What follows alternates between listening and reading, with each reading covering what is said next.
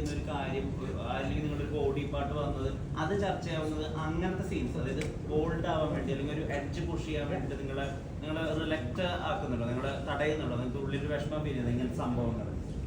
ചില സമയത്ത് നമ്മൾ ചെയ്യുന്നതിന്റെ പേർപ്പസ് മനസ്സിലാവാണ്ട് വരുമ്പോൾ നമുക്ക് സത്യം പറഞ്ഞു കഴിഞ്ഞാൽ ഒരു വിഷമം വരും. പക്ഷെ at the end of the day നമ്മൾ പ്രയോറിറ്റൈസ് ചെയ്യുന്നത് സിനിമയാണ്, ആ ആർട്ടിനെയാണ്. അതുകൊണ്ട് ഇപ്പം അങ്ങനത്തെ ഒരു സീക്വൻസ് വരുവാണെങ്കിൽ നമ്മൾ how much that means to us, അല്ലെങ്കിൽ ആ സിനിമ എത്രത്തോളം നമുക്ക് നമ്മുടെ ലൈഫിന് ഇപ്പം എനിക്ക് എപ്പോഴും തോന്നിയിട്ടുള്ളത് വെൻ ഐ ലുക്ക് ബാക്ക്, എനിക്ക് എൻ്റെ കരിയറിൽ പറയാൻ പ്രൗഡ് ആയിട്ടുള്ള ഒരു സെറ്റ് ഓഫ് ഫിലിംസ് ഉണ്ടാവണം. അപ്പം അങ്ങനത്തെ ഒരു ഫിലിമാണ്, അങ്ങനത്തെ ഒരു സീക്വൻസ് ആയിട്ട് ഡിമാൻഡ് ചെയ്യുകയാണെങ്കിൽ നമ്മളത് ഡെഫിനറ്റ്ലി ചെയ്യും. പക്ഷെ ഈ പറഞ്ഞ മാതിരി നമുക്ക് എല്ലാവരെയും പറഞ്ഞ് മനസ്സിലാക്കാൻ പറ്റില്ല എന്താണ് സിനിമ, why are you an actor.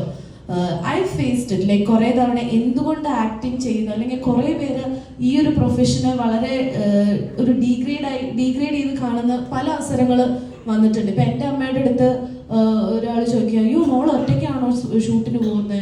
അപ്പം അമ്മ ചോദിച്ചു, നിങ്ങൾ നിങ്ങളുടെ മക്കളുടെ ഓഫീസിൽ പോയി ഡെയിലി ഇരിക്കാറുണ്ട്? ഇല്ലല്ലോ, എൻ്റെ മോള് ജോലി ചെയ്യാൻ പോവാണ്. അപ്പം പിന്നെ അവളുടെ കൂടെ ഞാൻ എപ്പോഴും പോകേണ്ട ആവശ്യമില്ല. It's very simple as that. നമ്മുടെ ജോലിയാണിത്. അപ്പോൾ ഇത് മനസ്സിലാവാത്ത കുറേ പേരുണ്ട്. അപ്പം എനിക്കിപ്പോഴും ഒരു വ്യക്തമായിട്ടുള്ള ആൻസർ കൊടുക്കാൻ പറ്റിയിട്ടില്ല, why am I an actor, അല്ലെങ്കിൽ എന്തുകൊണ്ട് ഞാൻ ഈ പ്രൊഫഷനെ സ്നേഹിക്കുന്നു എന്നുള്ളതിന് അത് പലർക്കും മനസ്സിലായിട്ടില്ല. പക്ഷെ I am very proud that I am one.